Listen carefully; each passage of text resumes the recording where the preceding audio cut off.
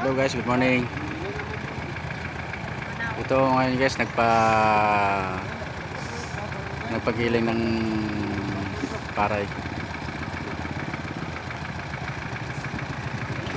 Ito po yung gilingan ng palay nito guys.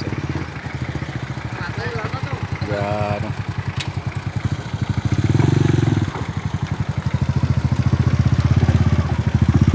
Ito yung gilingan nila ng palay.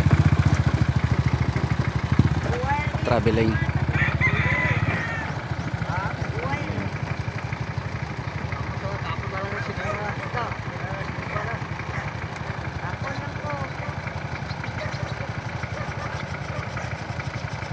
nagpagiling ka ng palay, ito mo lang ano, yung tinatawag na traveling. Kasi yung iba, yung mga malalaking rice mill talaga, ano naman ito, maliit lang.